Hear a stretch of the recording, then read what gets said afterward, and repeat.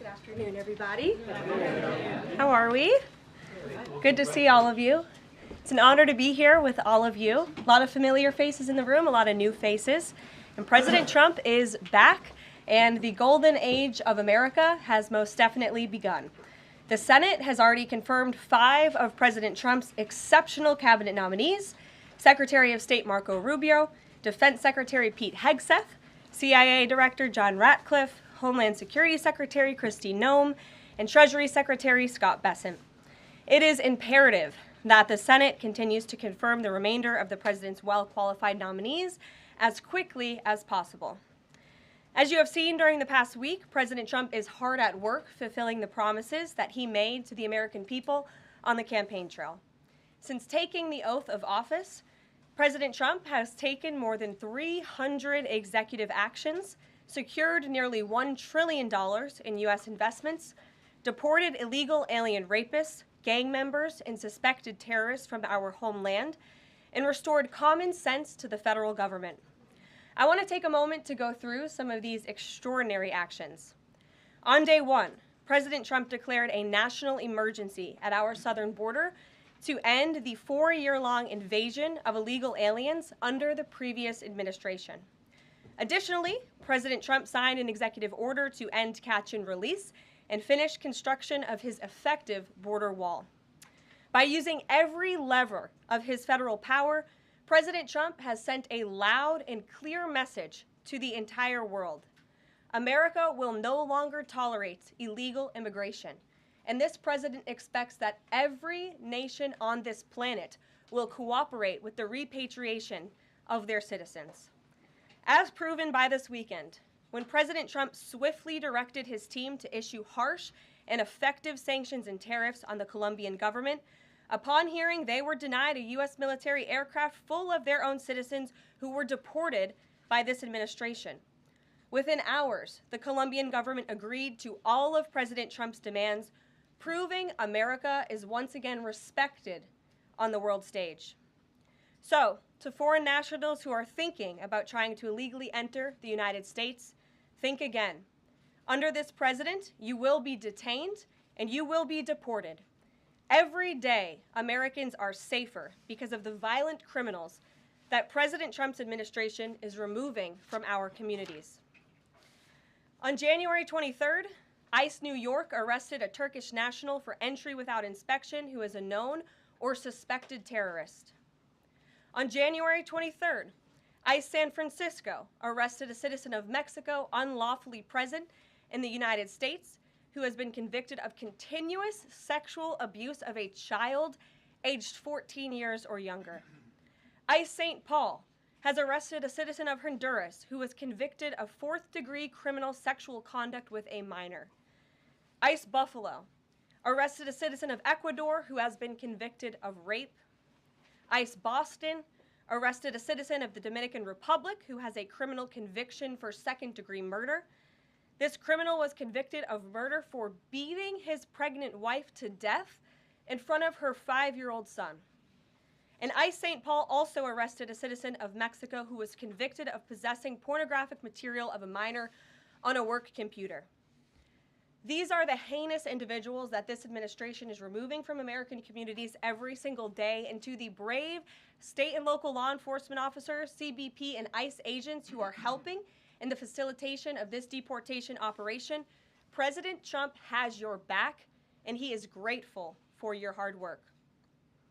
On the economic front, President Trump took immediate action to lower costs for families who are suffering from 4 long years of the Biden administration's destructive and inflationary policies. President Trump ordered the heads of all executive departments and agencies to help deliver emergency price relief to the American people, untangle our economy from Biden's regulatory constraints, and end the reckless war on American energy. President Trump also signed sweeping executive orders to end the weaponization of government and restore common sense to the federal bureaucracy.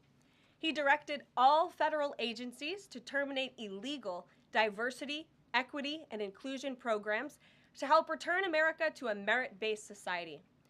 President Trump also signed an executive order declaring It is now the policy of the federal government that there are only two sexes, male and female.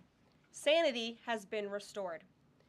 Before I take your questions, I would like to point out to all of you once again have access to the most transparent and accessible president in American history. There has never been a president who communicates with the American people and the American press corps as openly and authentically as the 45th and now 47th President of the United States. This past week, President Trump has held multiple news conferences, gaggled on Air Force One multiple times, and sat down for a two-part interview on Fox News, which aired last week. As Politico summed it up best, Trump is everywhere again. And that's because President Trump has a great story to tell about the legendary American revival that is well underway. And in keeping with this revolutionary media approach that President Trump deployed during the campaign, the Trump White House will speak to all media outlets and personalities, not just the legacy media who are seated in this room. Because according to recent polling from Gallup, Americans' trust in mass media has fallen to a record low. Millions of Americans, especially young people, have turned from traditional television outlets and newspapers to consume their news from podcasts, blogs, social media, and other independent outlets. It's essential to our team that we share President Trump's message everywhere and adapt this White House to the new media landscape in 2025. To do this, I am excited to announce the following changes will be made to this historic James S. Brady briefing room, where Mr. Brady's legacy will endure. This White House believes strongly in the First Amendment, so it's why our team will work diligently to restore the press passes of the 440 journalists whose passes were wrongly revoked by the previous administration. We're also opening up this briefing room to new media voices who produce news-related content and whose outlet is not already represented by one of the seats in this room. We welcome independent journalists, podcasters, social media influencers, and content creators to apply for credentials to cover this White House. And you can apply now on our new website, whitehouse.gov/newmedia. Starting today, this seat in the front of the room, which is usually occupied by the press secretary's staff, will be called the new media seat. My team will review the applications and give credentials to new media applicants who meet our criteria and pass United States Secret Service requirements to enter the White House complex. So in light of these announcements, our first questions for today's briefing will go to these new media members whose outlets, despite being some of the most viewed news websites in the country, have not been given seats in this room. And before I turn to questions, I do have news directly from the President of the United States that was just shared with me in the Oval Office. From President Trump directly, an update on the New Jersey drones. After research and study, the drones that were flying over New Jersey in large numbers were authorized to be flown by the FAA for research and various other reasons. Many of these drones were also hobbyists, recreational, and private individuals that enjoy flying drones. In time, it got worse due to curiosity. This was not the enemy. A statement from the President of the United States to start this briefing with some news. And with that, I will turn it over to questions. And we will begin with our new media members, Mike Allen from Axios, Matt Boyle from Breitbart. Mike, why don't you go ahead? Thank you very much. Caroline, does the President see anything fishy about DeepSeek, either its origins or its cost? And could China's ability to make these models quicker, cheaper, affect our thinking about expanding generation data centers, chip manufacturing? Sure. The President was asked about DeepSeek last night on Air Force One when he gaggled for, I think, the third or fourth time throughout the weekend with members of the traveling press corps. The President said that he believes that this is a wake-up call to the American AI industry. The last administration sat on their hands and allowed China to rapidly develop this AI program. And so President Trump believes in restoring American AI dominance. And that's why he took very strong executive action this past week to sign executive orders to roll back some of the onerous regulations on the AI industry.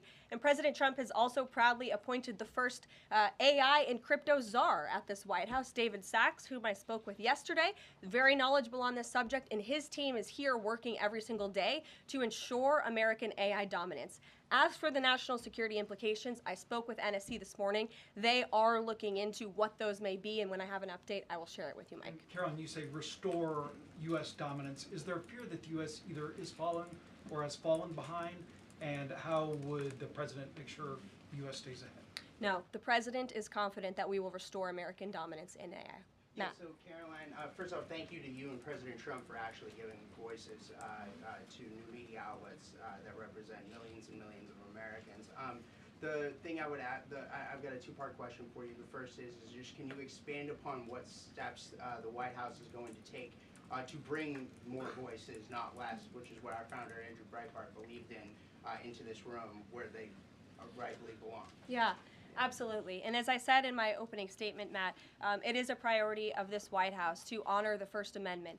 And it is a fact that Americans are consuming their news media from various different platforms, especially young people. And as the youngest press secretary in history, thanks to President Trump, I take great pride in opening up this room to new media voices to share the president's message with as many Americans as possible. In doing so, number one, we will ensure that outlets like yours, Axios and Breitbart, which are widely respected and viewed outlets, have an actual seat in this room every day. We also, again, encourage anybody in this country, whether you are a TikTok content creator, a blogger, a podcaster, if you are producing legitimate news content, no matter the medium, you will be allowed to apply for press credentials to this White House. And as I said earlier, our new media website is whitehouse.gov/new media.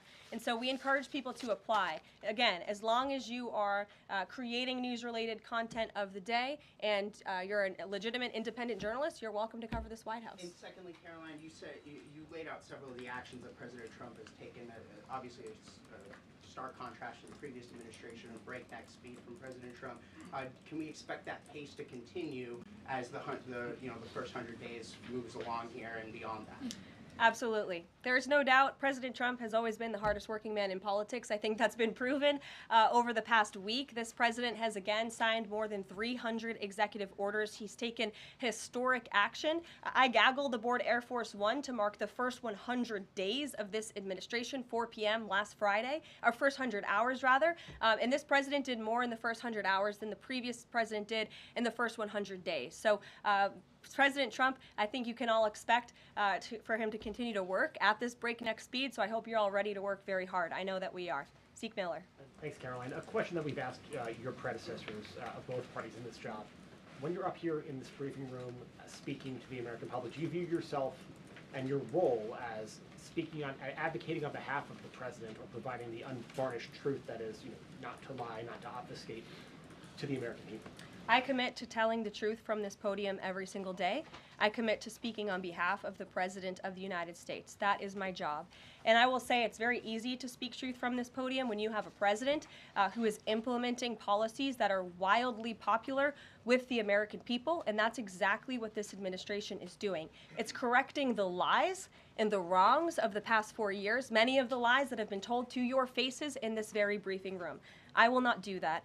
But since you brought up truth, Zeke, I would like to point out, while I vowed to provide the truth from this podium, we ask that all of you in this room hold yourselves to that same standard. We know for a fact there have been lies that have been pushed by many legacy media outlets in this country about this president, about his family, and we will not accept that. We will call you out when we feel that your reporting is wrong or there is misinformation about this White House. So yes, I will hold myself to the truth, and I expect everyone in this room to do the same. And Caroline, just on a substantive question, yesterday the White House Office of Management and Budget directed across the board freeze, with some exceptions for individual assistance, we understand, to federal grants. It's caused a lot of confusion around the country among Head Start providers, among providers services to homeless veterans, Medicaid providers, states saying they're having trouble accessing the portal. Could you help us clear up some of the confusion, give some certainty to folks? And also, is that uncertainty How does that uncertainty service the president's voters? Well, I think there's only uncertainty in this room amongst the media. There's no uncertainty in this building. So let me provide the certainty and the clarity that all of you need.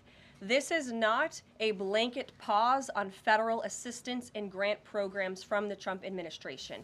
Individual assistance, that includes, I'm not naming everything that's included, but just to give you a few examples, Social Security benefits, Medicare benefits, food stamps, welfare benefits, assistance that is going directly to individuals will not be impacted by this pause. And I want to make that very clear to any Americans who are watching at home who may be a little bit confused about some of the media reporting.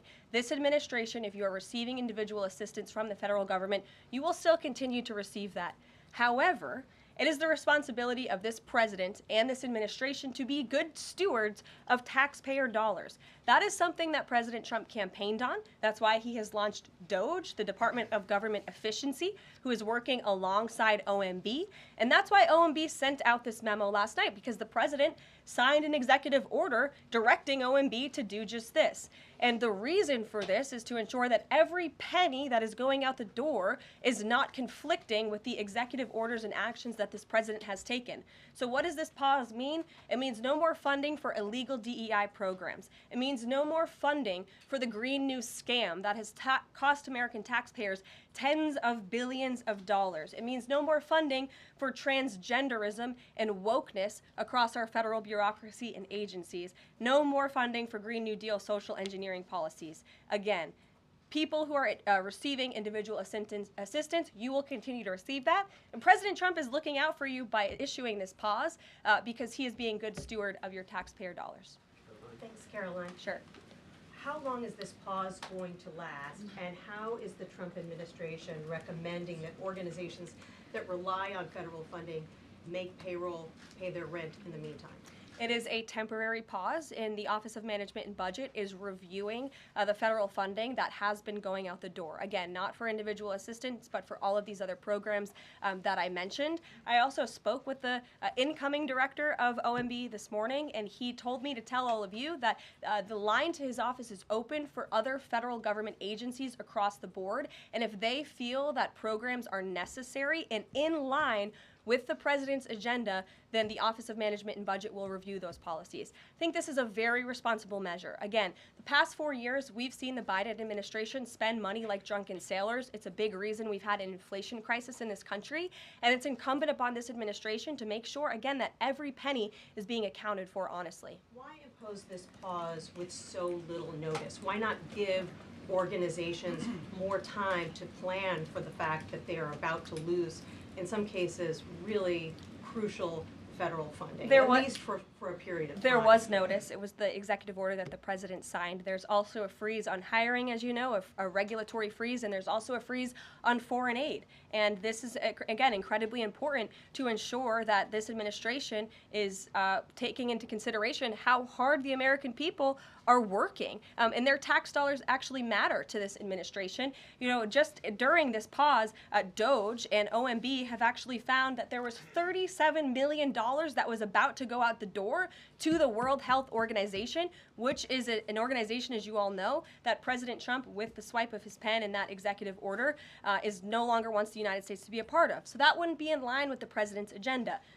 DOGE and OMB also found that there was about to be 50 million taxpayer dollars that went out the door to fund condoms in Gaza. That is a preposterous waste of taxpayer money. So that's what this pause is focused on, being good stewards of tax dollars. And so this doesn't Jennifer. affect Meals on Wheels or Head Start or disaster aid? Again, it does not affect individual assistance that's going to Americans. To follow up on Nancy, do you think there will be a list of who is affected and how much money is affected? How will these contractors and organizations know if they are actually having their funding frozen? And then secondly, if you're willing, can you just clarify, is the end goal of this to essentially challenge Congress or to prove that the president can withhold federal funding? In other words, is this an attempt to pick a fight to prove that he can do this? No, absolutely not. As it says right here in the memo, which I have, and I'd encourage all of you to read it, it says the American people elected President Trump to be the President of the United States. and gave him a mandate to increase the impact of every federal dollar. This memo requires federal agencies to identify and review all federal financial assistance programs and supporting activities consistent with the president's policies and requirements. The American people gave President Trump an overwhelming mandate on November 5th, and he's just trying to ensure that the tax money going out the door in this very bankrupt city actually aligns with the will and the priorities of the American people. Brian Glenn. Yes. Welcome. You Thank look you. great. You're doing a great job. Thank you talked you. about transparency, and some of us in this room know how just transparent President Trump has been the last 5 or 6 years. I think you'll do the same. My question is, do you think this latest incident with the president of Colombia is indicative of the global, powerful respect they have for President Trump moving forward, not only to engage in economic diplomacy with these countries, but also world peace? Absolutely. I'll echo the answer that the president gave on Air Force One last night when he was asked a very similar question by one of your colleagues in the media. This signifies peace through strength is back. And this president will not tolerate illegal immigration into America's interior. And he expects every nation on this planet, again, to cooperate with the repatriation of their citizens who illegally entered into our country and broke America's laws. Won't be tolerated. And as you saw, the Colombian government quickly folded and agreed to all of President Trump's demands. Flights are underway once again. Deanna. Two questions on deportations, if I may. President Trump had said on the campaign trail that he would deport pro-Hamas students who are here on visas. And on his first day in office, he signed an executive order that said, quote, the U.S. must ensure that admitted aliens and aliens otherwise already present in the U.S. do not bear hostile attitudes towards its citizens, culture, government, institutions, or founding principles. So should we take this executive order as Trump saying he would be open to deporting those students who are here on visas but, hold pro-Hamas sympathies? The president is open to deporting individuals who have broken our nation's immigration laws. So if they are here illegally, then certainly he is open to deporting them. And that's what this administration is hard at work at doing. We receive data from DHS and from ICE every single day. From what we hear on the ground, ICE agents are feeling incredibly empowered right now because they actually have a leader in this building who is supporting them in doing their jobs that they were hired to do, which is to detain, arrest, and deport illegal criminals who have invaded our nation's borders over the past 4 years. That's what the president is committed to seeing. Peter. Very quickly, just following up on the question on immigration first. President Trump, during the course of the campaign in 2024, said the following about illegal immigration. He said, they're going back home where they belong, and we start with the criminals. There are many, many criminals. NBC News has learned that ICE arrested 1,179 undocumented immigrants on Sunday, but nearly half of them, 566 of the migrants, appear to have no prior criminal record besides entering the country illegally. Is the president still focused exclusively, which is a civil crime, it's not criminal? It's a federal crime. So I'm asking though, he said he was going to focus on those violent offenders first. So is violent offenders no longer the predicate for these people to be deported? The president has said countless times on the campaign trail, I've been with him at the rallies, I know you've been there covering them too, Peter, that he is focused on launching the largest mass deportation operation in American history of illegal criminals. And if you are an individual, a foreign national, who illegally enters the United States of America, you are, by definition, a criminal. And so therefore, you are subject to deportation. I apologize for interrupting. So to be clear, it's not violent criminals do not receive precedence in terms of the deportations taking place. The president has also said two things can be true at the same time. We want to deport illegal criminals, illegal immigrants from this country, but the president has said that, of course, the illegal criminal drug dealers, the rapists, the murderers, the individuals who have committed heinous acts on the interior of our country and who have terrorized law-abiding American citizens, absolutely, those should be the priority of ICE, but that doesn't mean that the other illegal criminals who entered our nation's borders are off the table. Understood. Then let me ask you a separate question about the confusion that still exists across the country right now as it relates to the freeze or the pause as it's described. President Trump, of course, ran one of the key policy items was that he was going to lower prices, lower the cost of everything from groceries, as he often said. But in many of the cases, it would seem that some of these moves could raise prices for real Americans on everything from low-income heating, that program, child care programs. Will nothing that the president's doing here in terms of the freeze in these programs raise prices on ordinary Americans? What particular actions are you referring to that I'm would? referring to LHEAP right now. That's the low-income heating program, for example. We can talk about, there's no clarity, so I could refer to a lot of them. We don't know what they are specifically. Can you tell us that LHEAP is not one of those affected? So you're asking a hypothetical based on programs that you can't even identify. I just identified. What I can tell you Just to is be that clear, since you guys haven't identified, let's do it together, just for Americans at home. Medicaid, is that affected? I gave you a list of examples: Social Security, Medicare, welfare benefits, Medicaid, food right. stamps that will not be impacted by this federal pause. I can get you the full list after this briefing from the Office of Management and Budget. But I do want to address the cost cutting because that's certainly very important, and cutting the cost of living in this country. President Trump has taken historic action over the past week to do that. He actually signed a memorandum to deliver emergency price relief for American families, which took a number of actions. I can walk you through those. He also repealed many onerous Biden administration regulations. We know over the past 4 years, American households has been essentially taxed $55,000 in regulations from the previous administration. President Trump, with the swipe of his pen, rescinded those, which will ultimately put more money back in the pockets of the American people. So deregulation is a big deal. And then when it comes to energy, I mean, the president signed an executive order to declare a national energy emergency here at home, which is going to make America energy dominant. We know that energy is one of the #1 drivers of inflation. And so that's why the president wants to increase our energy supply to bring down costs for Americans. The Trump energy boom is incoming, and Americans can expect that. Please share that out. Thank you. Caroline, I think some of the confusion may be here with this pause on federal funding. You've made it clear you're not stopping funds that go directly to individuals, but there certainly are lots of organizations that receive funding and then may pass along a benefit. Meals on Wheels, for one. They provide meals for over 2.2 million seniors. What is the president's message to Americans out there, many of whom supported him and voted for him, who are concerned that this is going to impact them directly, even if, as you said, the funding isn't coming directly to their wallet? I have now been asked and answered this question 4 times. To individuals at home who receive direct assistance from the federal government, you will not be impacted by this federal freeze. In fact, OMB just sent out a memo to Capitol Hill with Q&A to clarify some of the questions and the answers that all of you are asking me right now. Again, direct assistance will not be impacted. I've been asked and answered about this OMB memo. There's many other topics of the day. Jackie But Heinrich. indirect assistance, Caroline, if it's going to another organization and then trickling down. Direct assistance that is in the hands of the American people will not be impacted. Again, as I said to Peter, we will continue to provide that list as it comes to fruition. But OMB right now is focused on analyzing the federal government's spending, which is exactly what the American people elected President Trump to do. And one question on immigration, Caroline, on immigration. Of the 3,500 arrests ICE has made so far since President Trump came back into office, can you just tell us the numbers? How many have a criminal record versus those who are just in the country illegally? All of them, because they illegally broke our nation's laws and therefore they are criminals as far as this administration goes. I know the last administration didn't see it that way, so it's a big culture shift in our nation to view someone who breaks our immigration laws as a criminal, but that's exactly what they are. But you made a point of going with the worst first. They all have a criminal record? And welcome to the briefing If they room. broke our nation's laws, yes, they are criminal, yes. Thank you.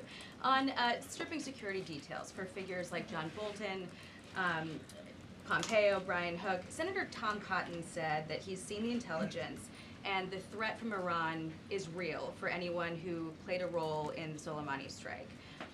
He voiced concern it wouldn't just impact those individuals, but potentially their family, innocent bystanders, friends, anyone who's near them when they're out in public. Is the president open to reconsidering his decision?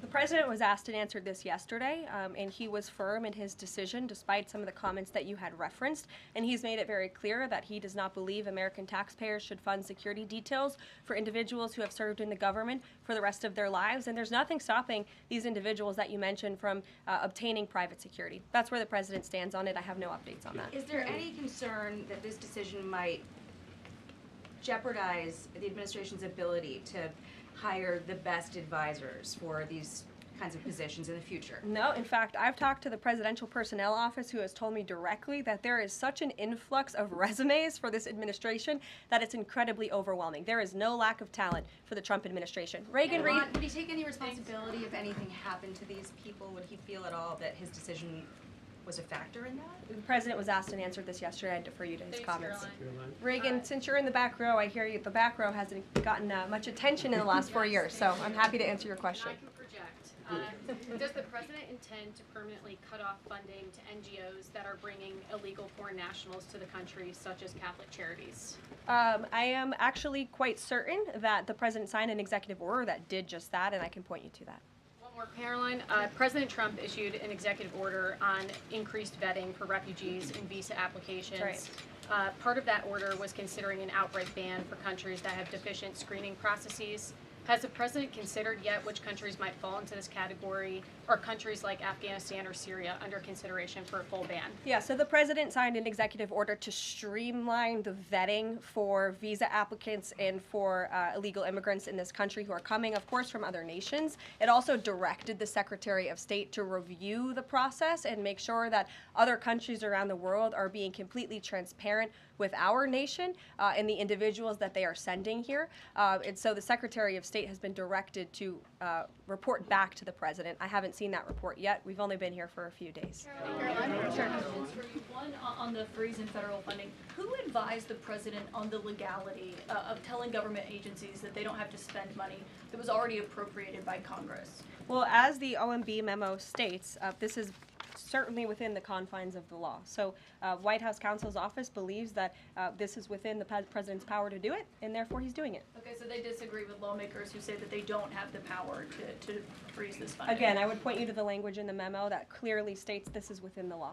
And on what happened on Friday night, the administration fired several inspectors general without giving Congress the 30-day legally required notification that they were being fired. I think only 2 were left at DHS and the DOJ. And then yesterday we saw several prosecutors, I believe 12, fired from the Justice Department who worked on the investigations into the president. As you know, they are career prosecutors, therefore they are afforded civil service protections. How is the administration deciding which laws to follow and which ones to ignore? So it is the belief of this White House and the White House counsel's office that the president was within his executive authority to do that. He is the executive of the executive branch, and therefore he has the power to fire anyone within the executive branch that he wishes to. There's also a case that went before the Supreme Court in 2020, Scala Law LLC versus the Customs, Bureau protection. I would advise you to look at that case, and that's the legality that this White House was resting on. So you're confident that if they bring lawsuits against you, those prosecutors who were fired, that they will succeed? We will win in court, And yes. did he personally direct this, given they worked on the classified documents investigation and the election interference investigation? This was a memo that went out by the Presidential Personnel Office, and the president is the leader of this White House, so it did yes. come from them. Yes. Caroline? Sure. Thank you. Congrats on your first day behind the podium. Thank you. President Trump ended funding for UNRWA and also designated the Houthis a foreign terrorist organization. That's right. Both were decisions that the previous administration had reversed. So here's my question. Will there be an investigation into who gave the previous administration this terrible advice? Well, that's a very good point. I haven't heard discussions about such an investigation, but it wouldn't be a bad idea considering that the Houthis certainly are terrorists. They have launched attacks on U.S. naval ships across this world, and so I think it was a very wise move by this administration to redesignate them as a terrorist group, because they are, and I think it was a foolish decision by the previous administration to do so. As for an investigation, I'm not sure about that, but it's not a bad idea. Josh. Thank you for the question. I appreciate it. Can you give us an update on the president's plans for his tariff agenda? He spoke a lot about this yesterday, and there's a couple of dates coming up that he's spoken to. Number one, February 1st, he's alluded to both the potential for tariffs for Canada and Mexico, but also China to take effect on those days. What's he thinking about that? Yeah. Should those countries expect that? Again, he was asked and answered this question this past weekend when he took a lot of questions from the press, and he said that the February 1st date for Canada and Mexico still holds. What about the China 10% tariff that he also had used about last Tuesday going into effect on the same day? Yeah, the president has said that he is very much still considering that for February 1st. Separately, yesterday he talked also about sectoral tariffs on, for instance, pharmaceuticals as well as semiconductor computer chips. He talked about steel, aluminum, and copper. What's the timeline on those? Is that a similar sort of coming days thing? Yeah, so when the president talked about that in his speech yesterday, that actually wasn't a new announcement. That was within a presidential memorandum that he signed in one of the first days here in the White House on his America First trade agenda. So there's more details on those tariffs in there. As far as a date, I don't have a specific date to read out to you, but the president is committed to implementing tariffs effectively, just like he did in his first term. Finally, he also was asked on the plane when he gaggled about the potential for a universal tariff. He was asked maybe about 2.5%. Yeah. There was a report about that. He said he wanted much bigger than that. Should we understand that these tariffs would add up? You know, in other words, you might have country-specific tariffs like Canada, Mexico, China. You might have sectoral tariffs like on pharmaceuticals, as well as a potential universal tariff on top of that. Do these stack on one or the other, or would one sort of take precedence over another? All I can point you to is what the president has said on this front. The February 1st date for Canada and Mexico, also the China tariff that he has discussed. He rejected the 2.5% tariff. He said that was a little bit too low. He wants it to be higher. I'll leave it to him to make any decisions on that front. Phil Wegman. What the Mexicans Phil. and Canadians have done so far, do you have any comment on whether that has met the bar of what he wants to see on fentanyl? Thank you. I won't get ahead of the president again on advocating to foreign nations on what they should or shouldn't do to get away from these tariffs. The president has made it very clear, again, that he expects every nation around this world to cooperate with the repatriation of their citizens. And the president has also put out specific statements in terms of Canada and Mexico when it comes to what he expects in terms of border security. We have seen a historic level of cooperation from Mexico, but again, as far as I'm still tracking, and that was last night talking to the president directly, February 1st is still on the books. Phil. Thank you, Caroline.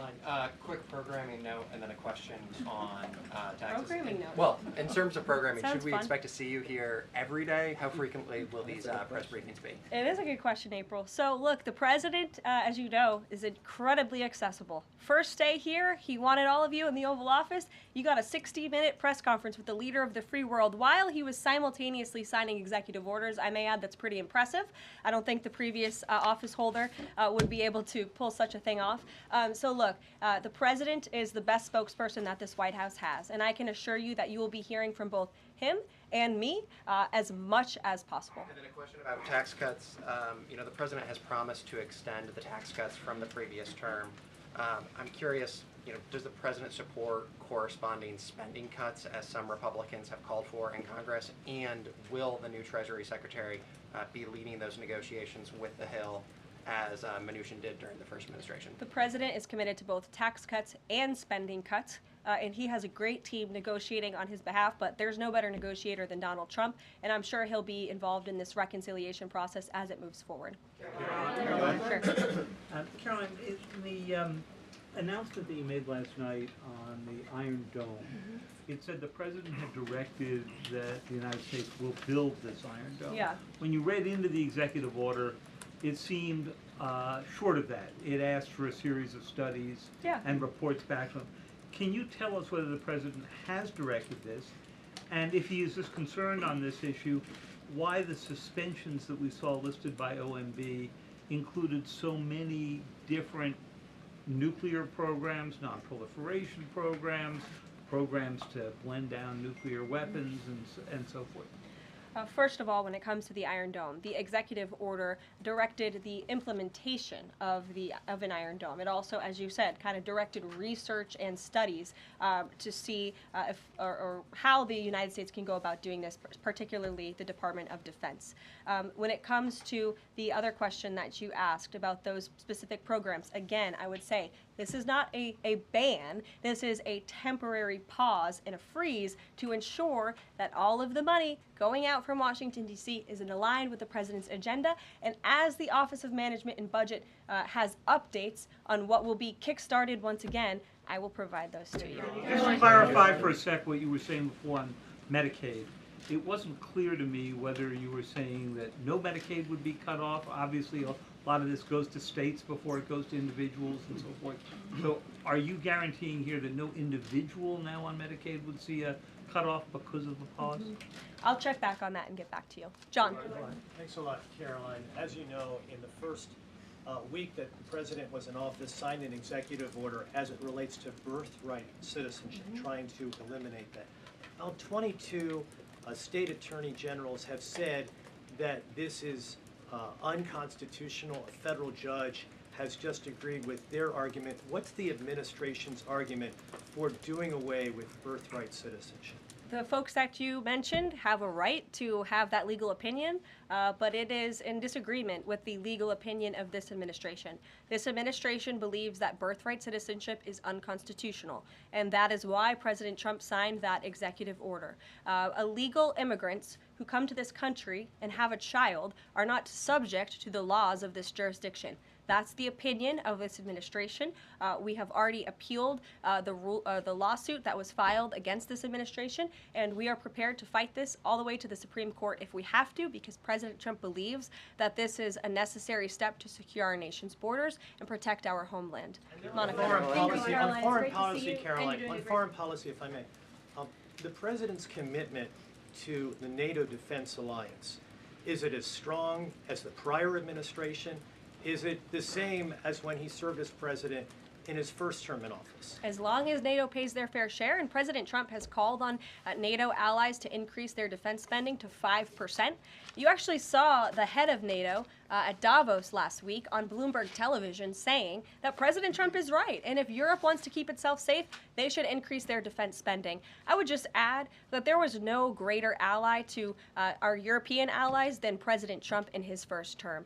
The world for all nations in Europe, and of course here at home, was much safer because of President Trump's peace through strength diplomatic approach.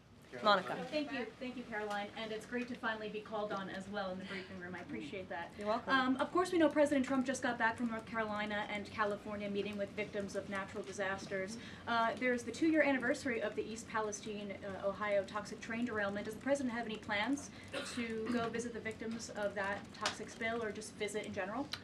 No plans that I can read out for you here. If that changes, I will certainly keep you posted. What I can tell you is that President Trump still talks about his visit to East Palestine, Ohio. That was one of the turning points, I would say, in the previous election campaign, where Americans were reminded that President Trump is a man of the people, and he, as a candidate, visited that town that was just derailed by the train derailment, no pun intended, and he offered support and hope, just like I saw the president do this past week.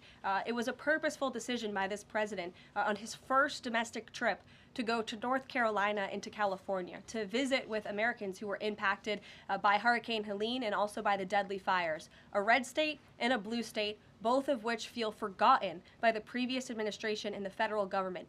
That is now ended under President Trump. He will continue to put Americans first, whether they're in East Palestine, in Pacific Palisades, or in North Carolina. Sure. Thank you, Caroline. On California, could you please clarify what the military did with the water last night as referenced in the President's Truth Social post? The water has been turned back on in California, and this comes just days after President Trump visited Pacific Palisades, and as you all saw, applied tremendous pressure on state and local officials in Pacific Palisades, including Los Angeles Mayor Karen Bass, to turn on the water and to direct that water to places in the south and in the middle of the state that have been incredibly dry, which has led to the rapid expansion of these fires. So could you clarify what the military's role was, where the water came from, and how it got there? Again, the Army Corps of Engineers has been on the ground in California to respond to the devastation from these wildfires, and I would point out that just days after President Trump visited the devastation from these fires, the water was turned on. That is because of the pressure campaign he put on state and local officials there who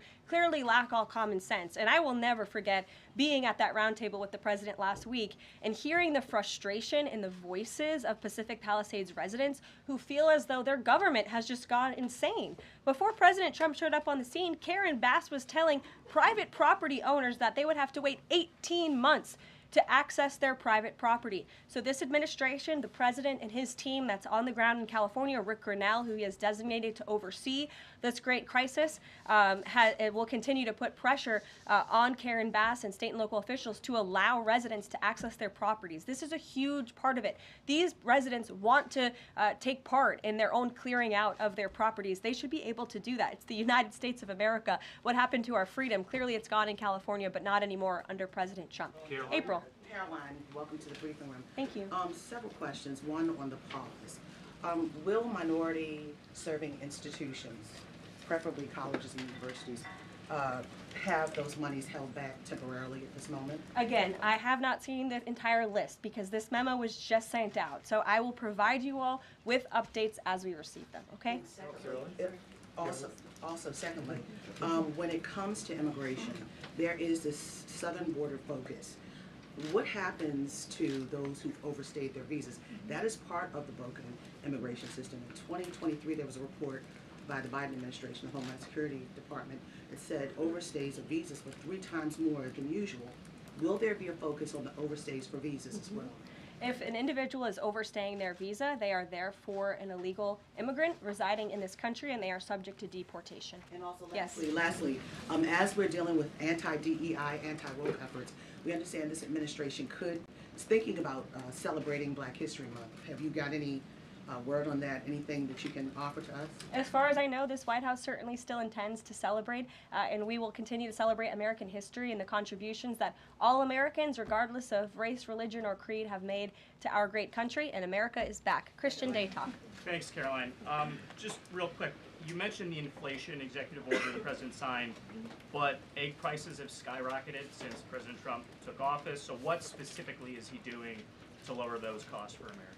Really glad you brought this up, because there is a lot of reporting out there that is putting the onus on this White House for the increased cost of eggs. I would like to point out to each and every one of you that in 2024, when Joe Biden was in the Oval Office, or upstairs in the residence sleeping, I'm not so sure, egg prices increased 65% in this country. We also have seen the cost of everything, not just eggs. Bacon, groceries, gasoline have increased because of the inflationary policies of the last administration. As far as the egg shortage, what's also contributing to that is that the Biden administration and the Department of Agriculture directed the mass killing of more than 100 million chickens, which has led to a lack of chicken supply in this country, therefore a lack of egg supply, which is leading to the shortage. So I will leave you with this point. This is an example of why it's so incredibly important that the Senate moves swiftly to confirm all of President Trump's nominees, including his nominee for the United States Department of Agriculture, Brooke Rollins, who is already speaking with Kevin Hassett, who's leading the economic team here at the White House, on how we can address the egg shortage in this country. As for costs, I laid out the plethora of ways that President Trump has addressed saving costs for the American people over the past week. He looks forward to continuing to doing that in the days ahead. Thank you guys so much. We'll see you soon. One more border question. Are Medicaid portals down in all 50 states?